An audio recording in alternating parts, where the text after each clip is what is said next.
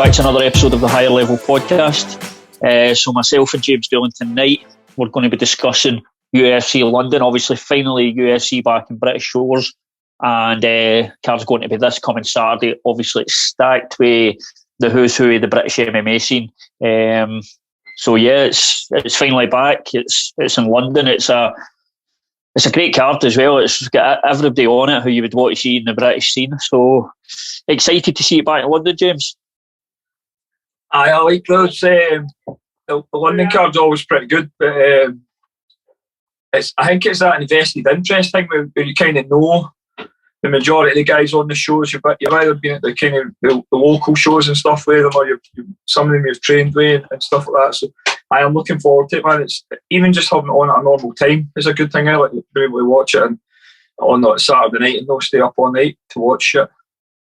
That is the thing with these cards, because it is guys you've followed through the amateur ranks into the professional ranks. You've seen them come through the sport. You've seen most of these guys live at one point or another, and that time thing of when it's on is a massive bonus as well, because it's great to. There's nothing worse, now maybe when in the younger days you could stay up for fights, but nowadays it's just too difficult. By the time you get to a headline event, you're falling asleep, and it's just you miss half the stuff, and it's just not as enjoyable. It's no. It's because there's that many shows. I remember I used to stay up for every single one. Even when it was maybe one a month and stuff. But now, obviously, you've got a show every weekend and stuff, and it's just not the same. So normally, what I'll do is if there's guys I want to watch, I'll watch them the day after. There's very few guys I'll stay up to watch outside the McGregor, Adesanya maybe, and that's about it really. There's something, I don't know how you feel about it, but even though you're not there live, there is something to be said for actually watching it in real time as it's happening. It just doesn't feel the same when you're sitting on a Sunday the next day and you're watching it after the fact. Do you not think it's just you lose a wee bit of the show when you're watching it after the fact? Although it's the same thing. It's for me, I sometimes feel it's slightly less enjoyable. Obviously, depending on how good the fights are, of course. I think it's just an energy thing. I think so you've been up anticipating it all day and stuff like that, and then it comes on and you watch it. It's different for you just woke up at your bed and you're trying to watch it before you head out the door to go to the gym. Or, do you know what I mean? It's like that. But I'm at a stage now where I'll let some of the younger guys at the gym watch the whole thing, and then I'll just say to them what's worth watching maybe. Or if I get spare time, I'll watch it back. But the days we're watching every single fighter for the first fight right through the main events is totally gone, man. There's too much out of it. Like trying to catch up with other promotions and then watching maybe boxing or other sports like Thai shows and stuff. It's like a weird position we're in these days is that we weren't there when we were younger, not just in the MMA. It's like there's so much content, just trying to find the things you want to watch. I mean, obviously I'm in a hotel now, so I apologise if the signal's not great, but I think I spent about an hour last night just trying to find something to watch. I had just too much choice. I spent last Saturday. I watched UKFC, the show in Preston. I bought the pay-per-view to watch Chris Morris and Zach and Corey Fry, who had been up at the gym training. And I think I was 13 quid or something for it, and it was 28 fights. And the show was brilliant. I put it on at 3 o'clock I knew Chris would maybe fight until later on. He was the third fight in the main card near the end. So I put it on at 3 o'clock to make sure my stream was working. And that way I'm so shit with technology. I didn't want to click off it in case I couldn't get it back. So I just ended up pretty much watching at 3 o'clock, and I started worrying about. I thought Chris was meant to be on at the back of 8, but Chris ended up on after 10, and I was waiting on the boxing coming on with Conlon and Lee Woods, and thankfully they came on at 11, so I managed to see Chris's fight and then one or two after it, and then switch it over, and then I took the dogs out a quick walk, started watching the UFC, and I must have been watching fights for 3 o'clock all the way through to maybe 2 in the morning, other than a 20-minute dog walk at fucking 11:30. And it just went through like the regional stuff right through to like that boxing fight was insane. And then back to UFC, do you know what I mean? So It's what you're saying about content mental. It's just this. It's something we don't suffer for these days. There's plenty of lack of content. Long gone are the days of four or five channels to choose for. Those days are over. Aye. So obviously UFC London. So we'll go through the main card. Let's talk a wee bit about, obviously, kicking off the main card is, I believe, going to be Paul Craig and Nikita Krylov. Big fight for both guys. Massive opportunity here for Paul to just break into that top 10 and start laying a path to potentially maybe one day fighting for a UFC title. Very tough opponent in Krylov, but a very winnable fight, I feel, for Paul. I think he wins that, man. I think we've discussed this before. I think Krylov's been submitted a bunch in the UFC. And none of the guys that have submitted him have got the ability that Paul's got grappling-wise. I'm surprised he never got a bigger name, to be honest, with the run he's on. And even just, it's not even so much the run, it's the finishes he's been nailing. Do you know what I mean? There's nobody else in that division gets finishes like that. And I was expecting maybe to get somebody maybe higher up the rankings and stuff. I think Krylov is a pretty dangerous guy and stuff. But I expect Paul to sub him. And you know, he's got the ability to do it right early or in the very dying second, so he's that kind of dangerous with his submissions. But I think at some point Krylov will make a mistake and Paul will get him. And that's the thing for Paul. What he's really starting to show is Paul Craig is, love him or hate him, he finishes fights. He is a finisher. And that's definitely something that the UFC like. And the way he's been fit, obviously you always go back to that like Jamal Hill fight. The way he finished that fight, I mean, that was a brutal finish to the fight. Obviously, the damage he done to his arm, then the elbows for the bottom. So right now, Paul Craig is an exciting guy to watch, and he looks like he's improving a lot. That stand-up game's getting better, fight by fight. He looks.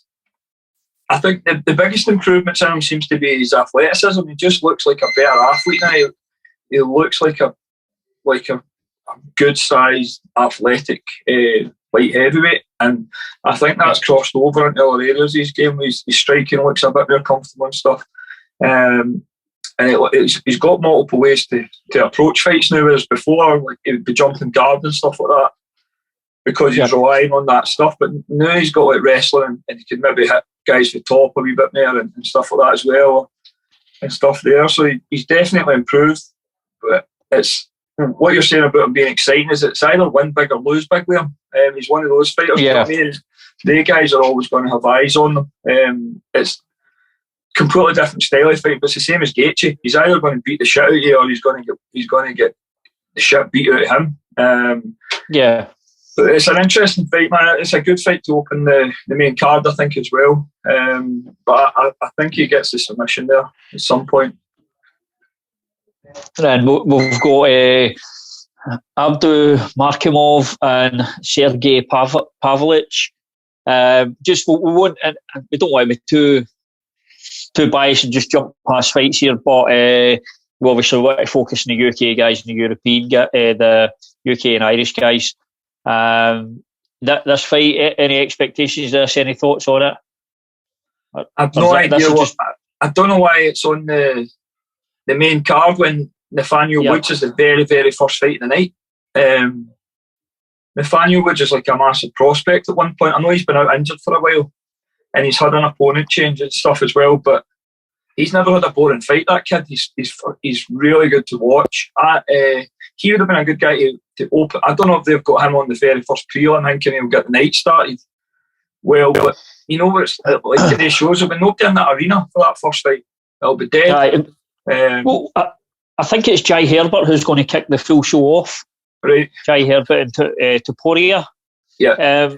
I look at the card, it didn't make sense to me why that was there. I don't understand the placement of it because I kind of felt like even the likes of Amir Khani and Mike Grundy, fights like that I would have rather seen in the main card. It's very much a strange decision why that's been put there, but that's where it is.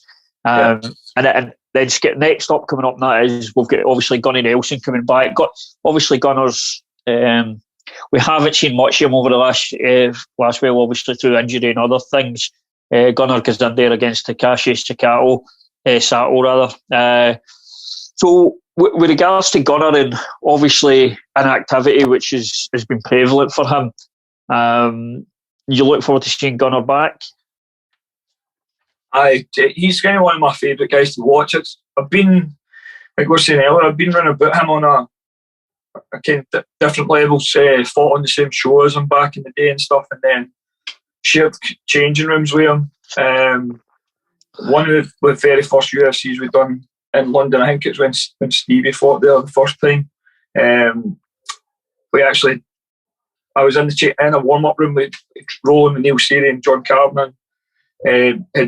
Gunnar had been asking about some ways to break the tie clinch and stuff like that. So we're that way, bouncing ideas about. So I've always I always like watching him just because he was one of the guys when it was coming up. He had the reputation of this guy's grappling's absolutely frightening. You need to see this guy, and he's kind of lived up to that hype to a certain extent.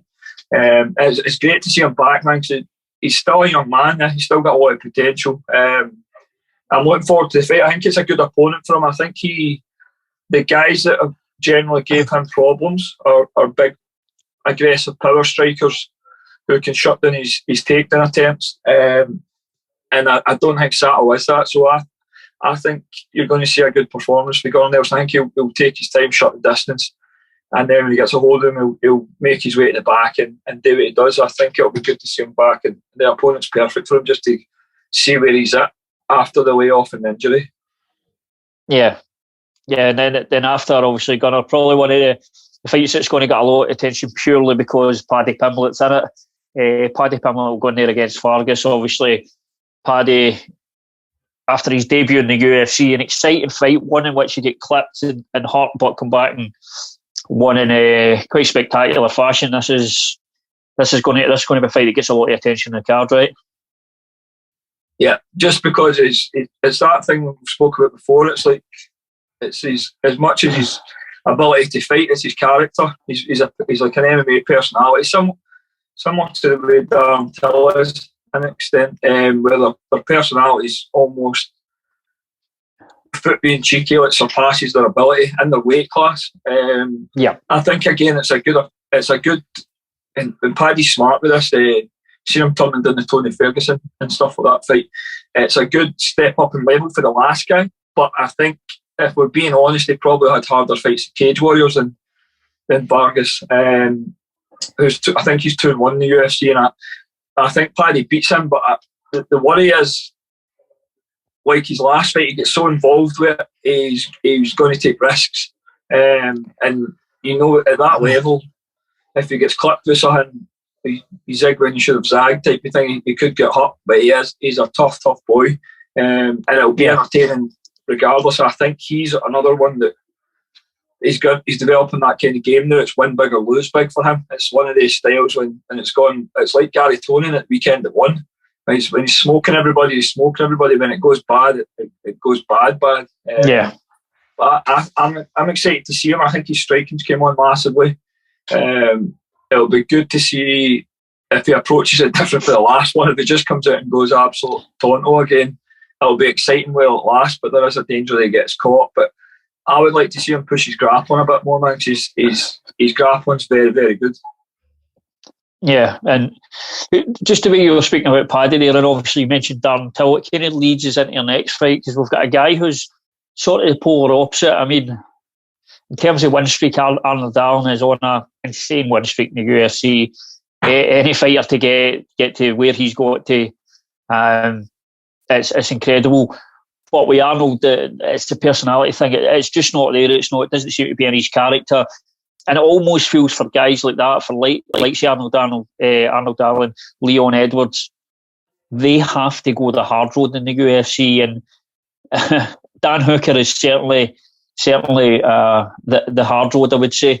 But that personality, or not having it, not having that character, it does make your journey through the UFC more difficult, right?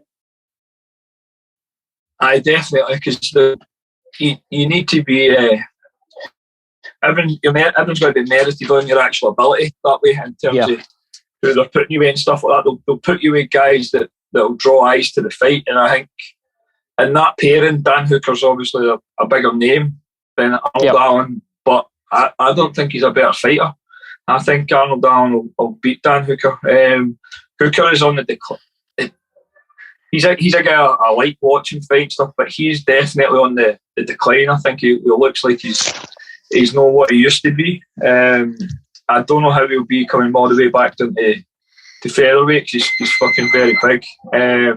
I think it's a good fight for Arnold Allen. Co-main event in London against a big name, and I think it just continues that streak where he takes out another big name. He's got some big names on that record with Melendez and stuff, so it's a good fight. There's obviously dangers there with Hooker striking and stuff, but one thing with Arnold Allen is he's very, very well rounded, man, and he's smart. Yeah. He's a smart fighter, so I don't imagine he's going to plan on having a prolonged kickboxing fight. I think he'll move and he'll use his striking enough, but he's a smart kid, him, and he is big enough left to get the weight. He doesn't get the credit for how big he is for featherweight. Again, it's a guy we've seen fighting at the UK. Fought a couple of my teammates back in the day. I mind being running about him at UFC Glasgow's cornering somebody for TriStar, and he's a big featherweight. And it's a good fight. I think the fact it's in London will help him. I think he'll be hard to beat in front of that home crowd and stuff.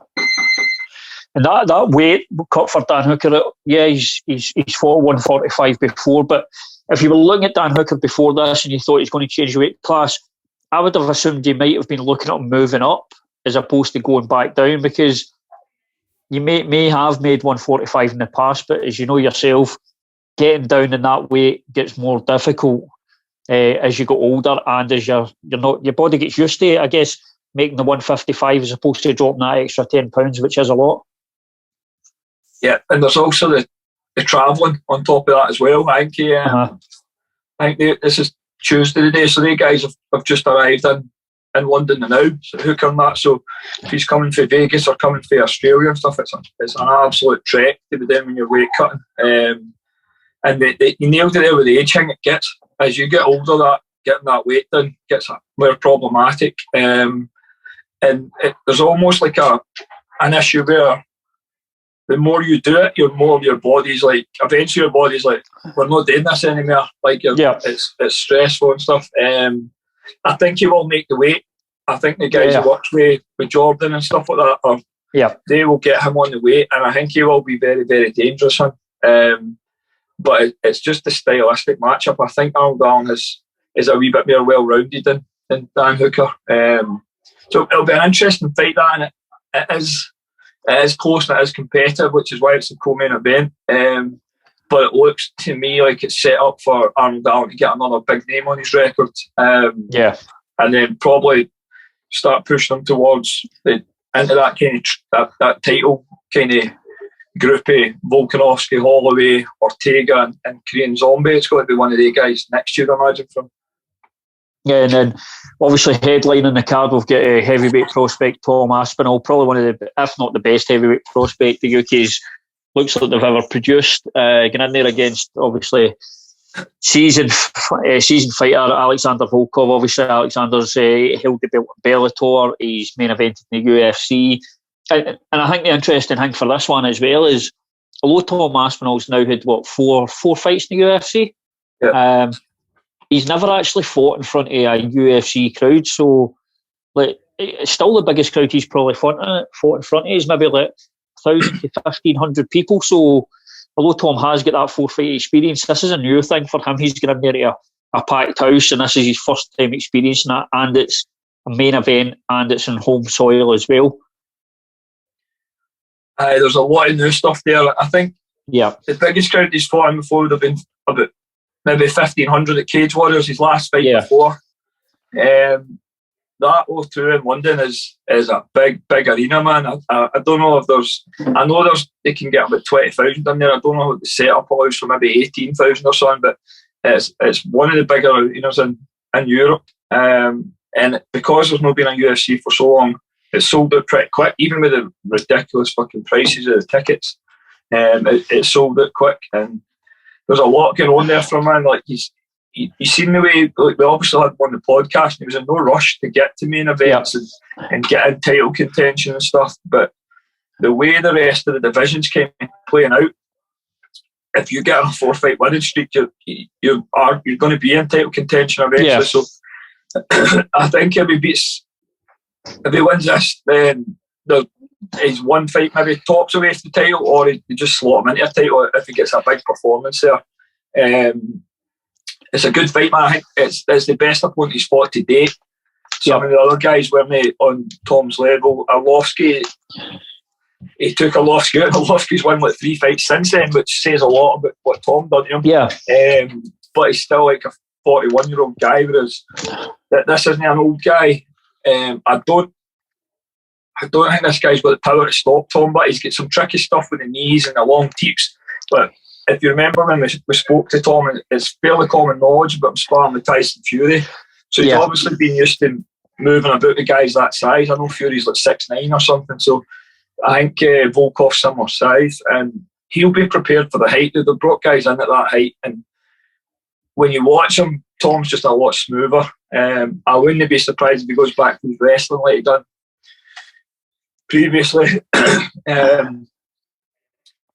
It's how he handles that stage, the main event, that crowd, and the pressure. There'll be different pressure on this week with the media commitments, the shit that goes on in the hotel. Even he'll be getting harassed after people for tickets and stuff like that he's not had to deal with so far in the UFC.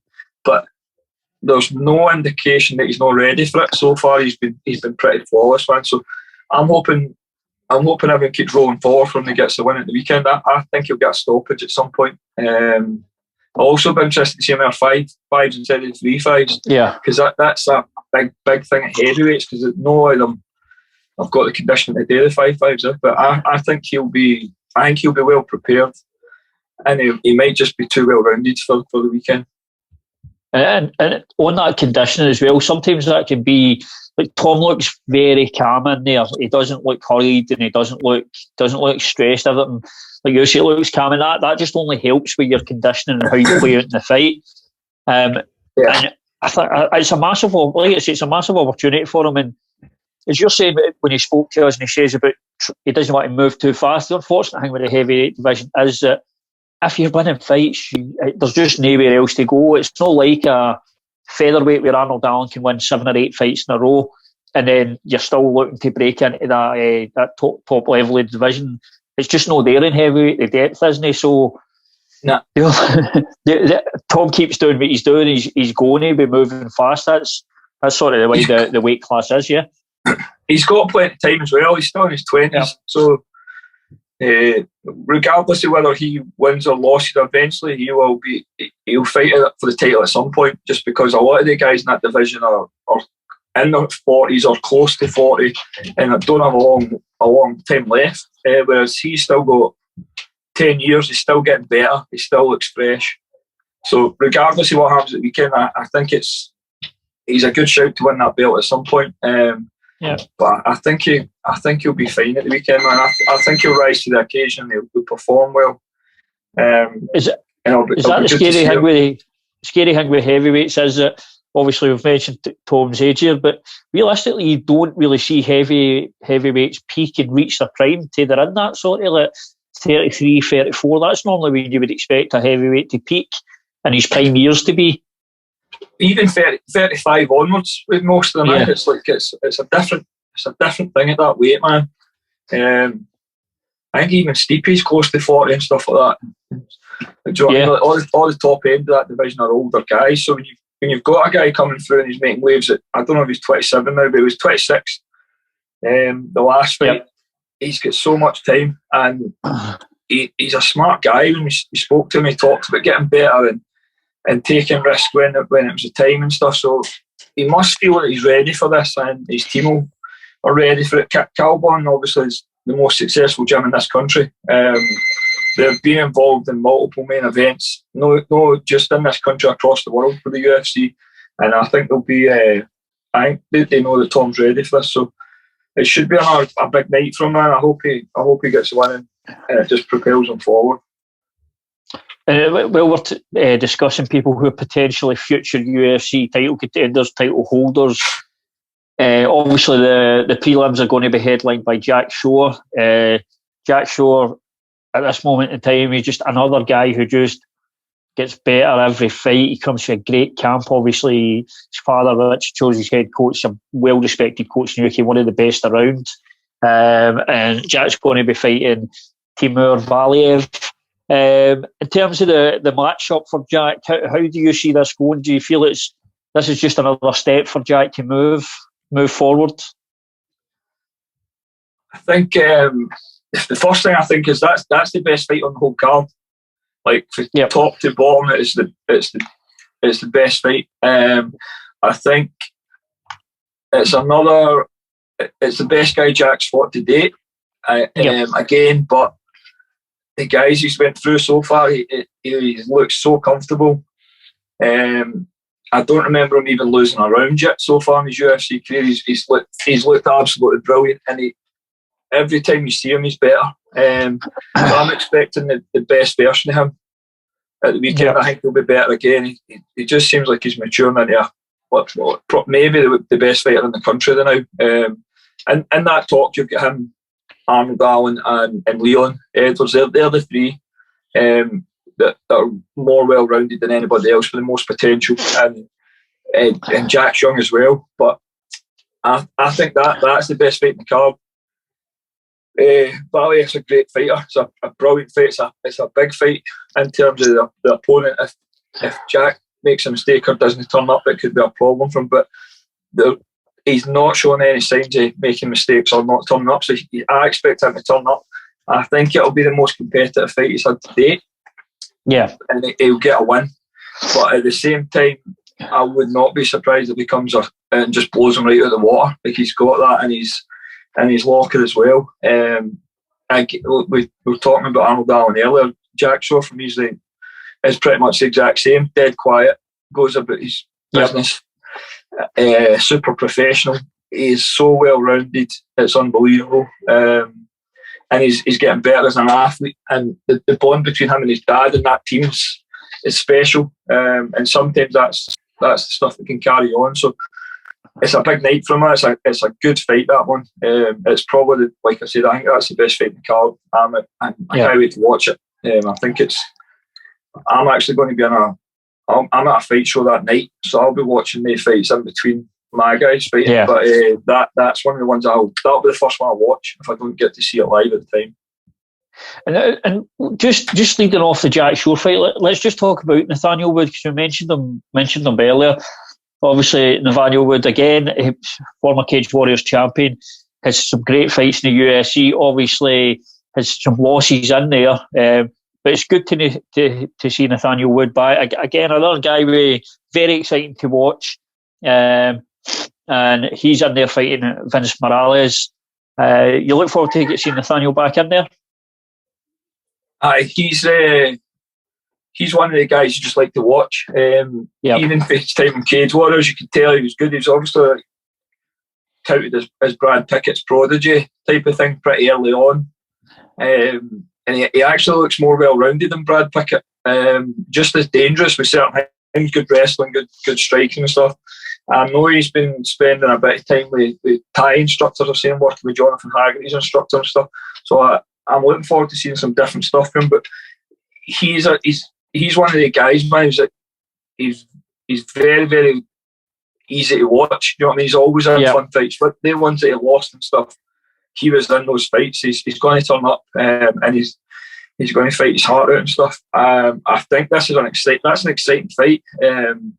That's the guy that beat Davy Grant. I think he's a good puncher, him. So it's a harder fight than what he had originally. I think he was meant to be fighting a Russian or a Ukrainian guy, and something's happened there, obviously, with what's going on. But Vince Morales is a dangerous fighter. There seems to be an element without going back to it too much, but remember when Brad Pickett had his final fight in London, and was it Chito Vera? They brought out a guy. Chito Vera, he didn't have a big name, but the people in the business knew he was dangerous. And Brad Pickett in London or Nathaniel Wood in London is a different proposition, because that's where the guys are saying they've got massive followings there. But there seems to be a bit of a feel like that, where when Vera came over, people are like, "Oh, this is a hard fight." But I think if Woods mixes it up, he can cause problems for Vince Morales. But if he gets dragged into Vince Morales' fight and tries to have a boxing match with him, it could be a bad one for him. It'll be the time away is going to be interesting. You see how he comes back, how he's dealt with the injuries, how he is mentally and stuff like that. But he seems like a kid who was smart with the time away, rehabbed what he needed to rehab. But like I said, he's been training with some different people with Haggerty and stuff. So we'll finish up UFC London. So just obviously a quick special mention. We'll say just a few other fighters. Obviously we've got Marwan Amirkhani against Mike Grundy. Obviously Mike Grundy community team Cowbomb, and we're going to have Molly McCann against Luana Carolina, and then obviously the debut for Mohamed Molkayev, and like we said earlier, Jai Herbert as well. So again, over the card, and it's going to be a great night of fights. We're going to get to see the best of the British talent out there competing, and it's going to be great for everybody going to the event. I'm sure it's going to be some atmosphere just because it's been so long.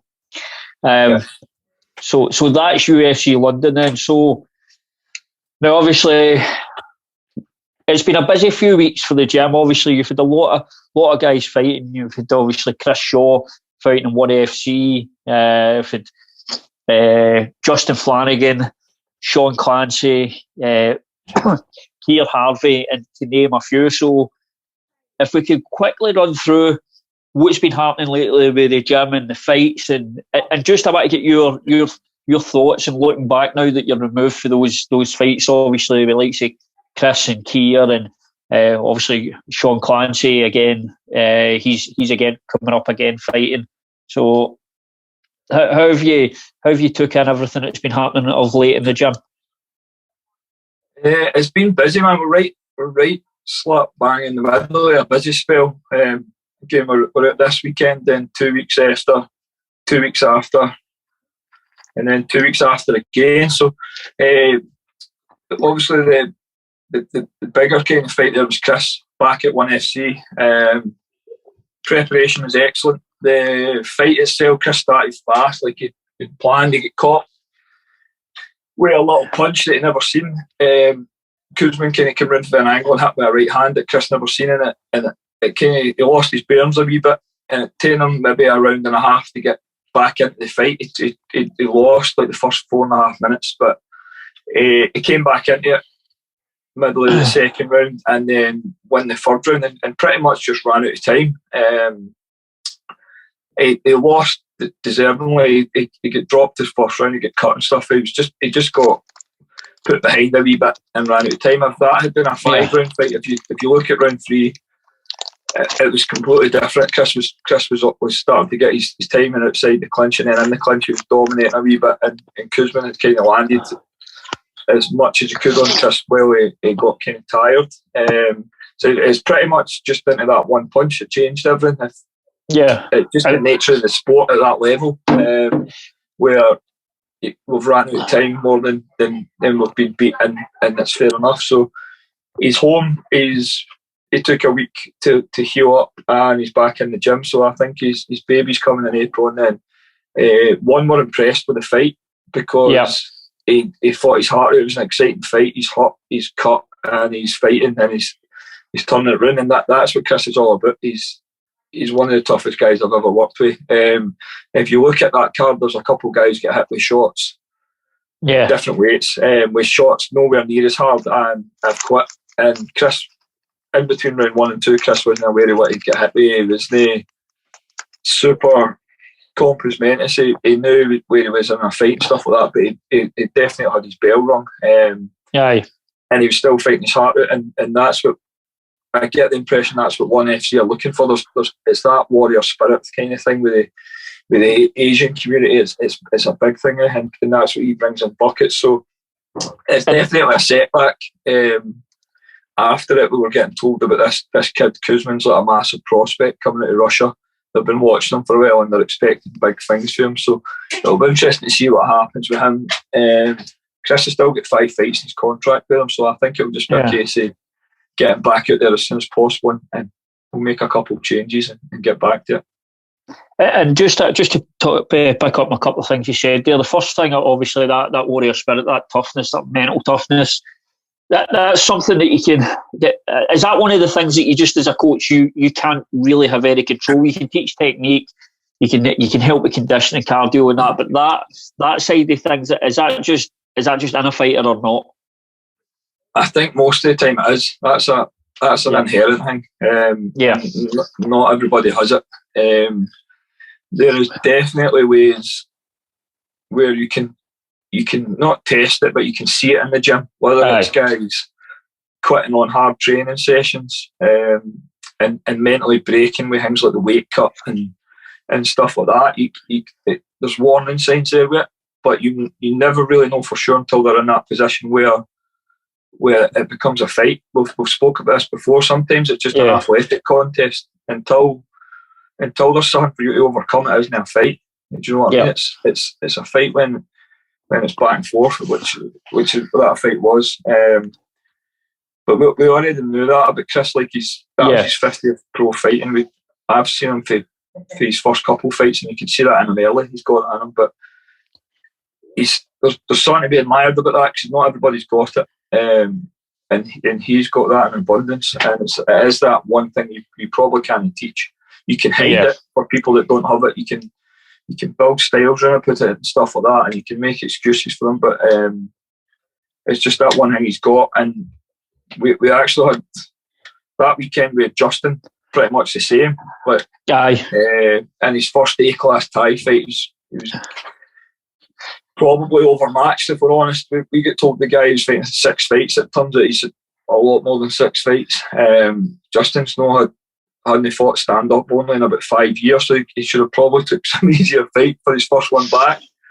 We knew the kid he was fighting, Patrick, was a very good elbow guy. That's his A game, and we'd actually said to Justin not to be entertaining that, and Justin just went in and decided he wanted some of that. So, but again, he hurt bad, cut, and I don't know if it's me or the ref that stopped it, but Justin was like, let me back, but he wanted back up, and then I don't know if he went in the huff with me, but he was not happy that it got stopped. He was overmatched. He'll tell you that himself. If he gets a run at training and some more fights, then that'd be a good match for him down the line. But for his first A-class Thai fight with a 5-year break, that kid's very decorated as well. We never got too much info on, but again, that thing in him that you can't teach, getting hurt and still want to fight on. It makes you proud of the man when you see that in the mix, because not everybody's got that. I'd sort of spoke to Justin after it, and he had sort of just reaffirmed some of the things you had just said there, and obviously did say that's a fight he would like to get back, but what he was saying is he now wants to make a run at Thai and feels like he can, obviously gets the time and gets the fights here, he can do something with that. So but yeah, the clips we seen in the fight, it was crazy, the elbows. Went viral, some of the clips you've seen. Over 500,000 views, some of them. How are more people not watching Thai, honestly? I know, when it's done right, it's spectacular. It's just it's not done right. That a lot of the time it's not done right. But this is true. So obviously we had you had Keir Harvey out as well. So obviously he was out fighting for the UFC. So we spoke at the time, so I think I was trying to relay the fight back to you as it was going on in real time. I take it you've obviously had a chance to sit down, look over the fight, and what's your thoughts now looking back on it in terms of Keir's performance and everything that went on in the fight? There's definitely a factor with altitude. That's twice he's fought over there, and the altitude's got to him, so that's something we need to address. I know he'd been doing some strength conditioning stuff and working, doing this oxygen advantage stuff, and I'm not too sure if that's working, to be honest. So I think we might have to look at something else for that. Chris had been doing altitude work with somebody in Glasgow with machines and stuff for Singapore. So I don't know, we maybe have to look at that. I think looking back, he won round 1. Round 2 was very close and he lost round 3. So one of the judges scored at 30-27 was well off. Since he's came back, we're making an effort on making him better at finishing for the back. So when he gets to the back position, just getting finishes, because he was there in his previous fight at UFC and never got the finish, and then he was there again earlier in this fight. So if we can make him, it's just wee things there like hand fighting and different setups when the guy's just expecting the rear naked choke or even hitting. If we can add that to his game, we'll be fine. Another element there is that's the first time Keir's fought where he's been the favourite. He's usually, the first time he went to UFC and at Cage Warriors, he was a massive underdog. Everybody didn't know who he was. And he fights better with a chip on his shoulder, Keir. He's got that thing about him where if he's the underdog, he's like, I'll fucking show you. The incident at Cage Warriors was they signed him to fight a signed fighter. And we obviously had a bunch of guys on that weekend, and they took all our guys' pictures apart for Keir's. But it's all like Scott Luke and Stevie are all Cage Warriors signed fighters. So Keir wasn't happy and never get his picture took, and decided to take it out on the guy who was fighting. So if he gets that angle, it makes him harder to deal with. And I think this time he's on a good wee run of fights. They'd seen him before. He had an exciting fight the last time. He had to get fight of the night again there the second time. Yep. But this time he's went there the favourite, and I don't know if it's just not played out for him the same way. I think if he goes in with that underdog mentality, Danny Henry's the exact same. It brings out the best in him. As soon as he becomes a favourite, it doesn't suit him. So there's the adjustments we're going to make technically. And then he'll be back there, I think, in May. They definitely like him there. Like that's two fights of the night. So he sent me a guy's name the day that they're waiting to confirm, and I think he'll be back there in May. It'll still be in Johannesburg at their Performance Institute. So the altitude will need to be addressed, whether it's making physiological adaptations to deal with it or changing his style up. There'll need to be something done, because that's two fights that in the third round that looks like somebody's took the batteries of him. And it's testament again to putting him in the same bracket as Chris and Justin. It's testament to his toughness and that he fucking kept fighting, because he got hurt bad in that fight. He's got staples in his head. His teeth were moved back in his gums. He's bleeding and stuff, and he's got heart. That kid, he's the same, like we're saying with Chris and Justin. He will not give up. So the other things, when they've got that in them, that thing you can't teach, the other things you can teach. So that's all fixable. Yeah, and the other thing as well, Graham Capsule's coming out saying they made a mistake with the card placement, obviously referring to Keir's fight, basically saying that should have been on the main card but wasn't. So that's not a bad thing as well. Just stuff like that happening. Obviously the result didn't go the way yourself or Keir would have wanted, but his stock didn't drop in the promotion after that fight. No, they like him out there, man. He's very similar to Danny when he goes there. He's easy to deal with, and he's in exciting fights, and that's all the promoters want. So he'll be there in May, and we'll put him right in May and then take it from there. And he's young. He's got plenty of time. He's 22 or something. Not even 23 maybe, but he's got plenty of time to get better. And that'll spur him on. That loss, man. I think it'll bring the best out of him. He's already back in the gym. He's no sparring and stuff, but he's getting air stuff with Kieran Reid and some of the other coaches. He's just fixing wee bits. So he'll be good to go in May, and he'll get better for it. Yeah, and in terms of obviously Sean Clancy Jr. as well, he's picked up his first amateur title. He's now gone back out. How is things progressing with Sean, and how is everything moving along? I know is he in the gym staying with Stevie Ray at the moment? He was. He was in the gym up until his fight at Evolution Combat.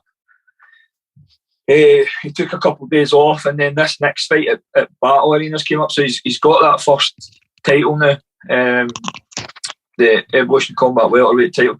Battle Arenas put up like some amateur world title for him. He's took that in 2 weeks' notice. So when we took it, he just moved back into the gym with Stevie, and then he's away home this week just to start bringing his weight down.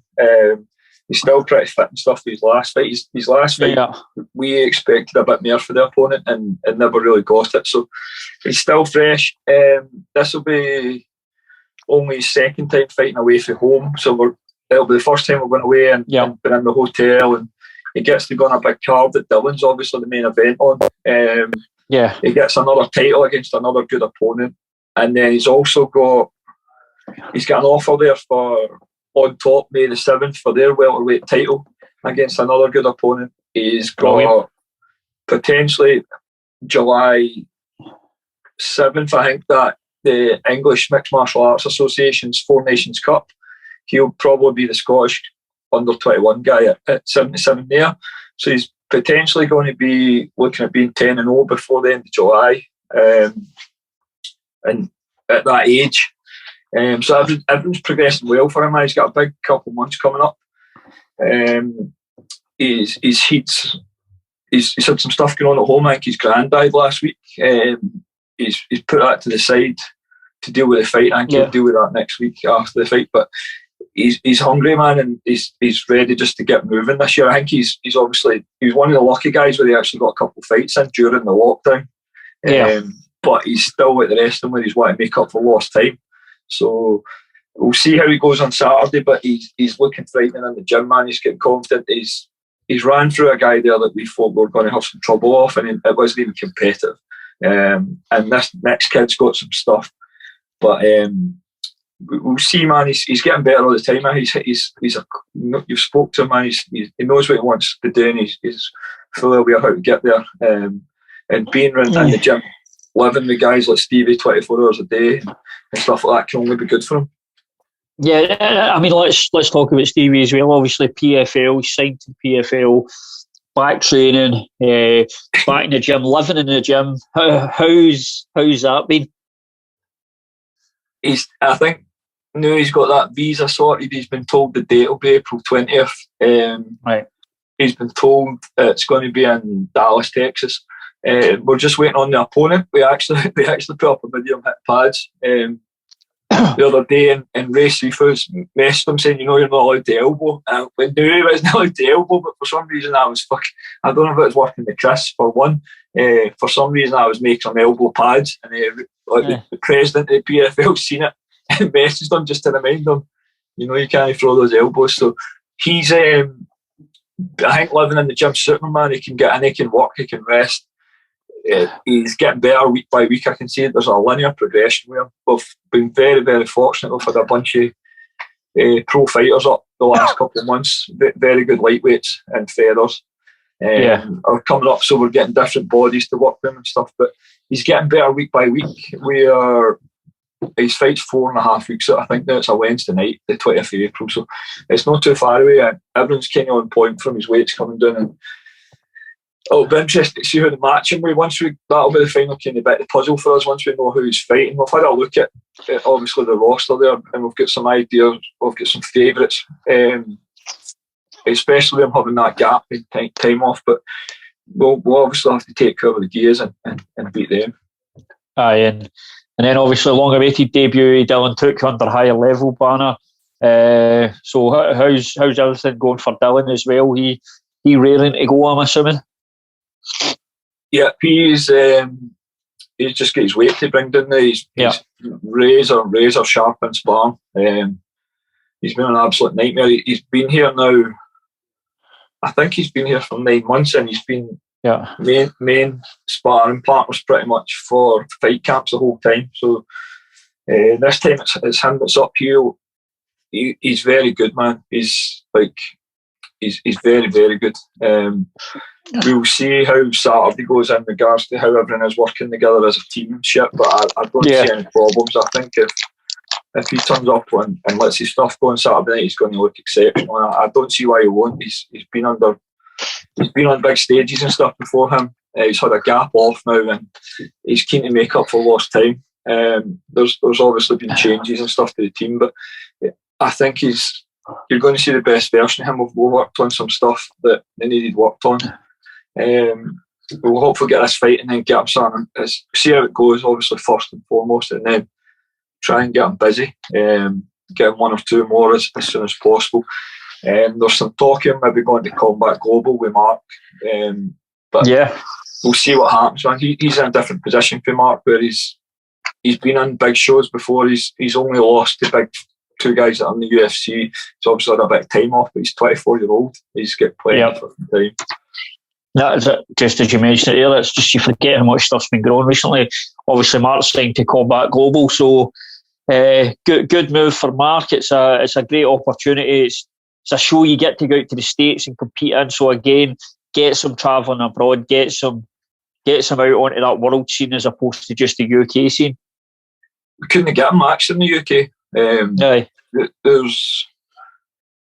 There's pretty much no day went past where there's promoters online looking for lightweights or 73 kilo guys. Even talked to coming down to 66 at one point, or 68, and I almost screenshotted 4 or 5 different promoters saying different things along the lines of nobody wants to fight Mark, nobody wants it. This team doesn't want it, this team doesn't want it, blah blah blah. And we just couldn't get a match. So there was a couple other organisations interested in him, but we don't have a guy on Combat Global. So we'll be the first Scottish guy there. The fights are predominantly in Miami, which is going to be cool when he wants to travel and stuff. He's signed with a management company that they've got a bunch of guys in the UFC. It's a management company that we've had dealings with before over the years. Get on quite well with the guys. So it was just a good move from him. They're keen to have him fight. I'm sure it's 5 or 6 fights in 24 months. Do you know what I mean? So that's what he needs. And then if he goes on a run there and stuff like that, there is guys going for that show to the UFC. There's that path, which is something you need to look at when you're signing to some of these shows. So it just seemed like the very logical career move. We can't get him fights locally. There was the issue maybe where do we try and get Tam Collins to put him on top? Do we bring in European guys from, or do you just let some other promoter not deal with it? And it means Mark can just deal with the training, and they can come and get, this is who you're fighting. You've got to Miami, and I think he'll probably May or early June, and take it from there. But I think we may end up with a couple more guys with that promotion, which is good. We've been pretty nice to work with. So, all said and done, it's been a really busy start to the year. 2020 is looking a lot brighter than 21 and 20. It's no slowing down either. Cage Warriors in a couple of weeks with Scott as well. So, How are you adjusting to that? You've obviously had a couple of years there, but it's pretty slow, nothing happening, and now it's just like somebody's took the breaks after training and let it go. It's try and manage it's a problem. It's not that easy. Do you know what I mean? It's like you're away, having to get everything covered at the gym, make sure the standard, the coaching stays the same at the gym, make sure the fighters that I'm used to working with on a daily basis, I'm maybe not seeing them for a couple of days when I'm away and stuff like that. Obviously the family stuff and that as well is a problem, but it's kind of what I'm used to it from before the COVID thing, so it was just an interruption to it, but it's definitely getting back to normal. But it's cool, man. It's nice to be dealing with some of these new places as well, like going to ONE FC and then this thing with Combat Global coming up and stuff. So it's, I'm not saying privileged because you're only in these positions because of hard work, but it's interesting, man. We're experiencing different stuff, which is helping the whole gym grow. Aye, perfect. Well, it's good to hear. Good to see the gym so busy and all the guys starting to get active again. So we'll wrap on that. Thanks everybody as always for tuning in, and just remember, like and subscribe to the channel and let us know what you think of the show. Cheers. Thank you.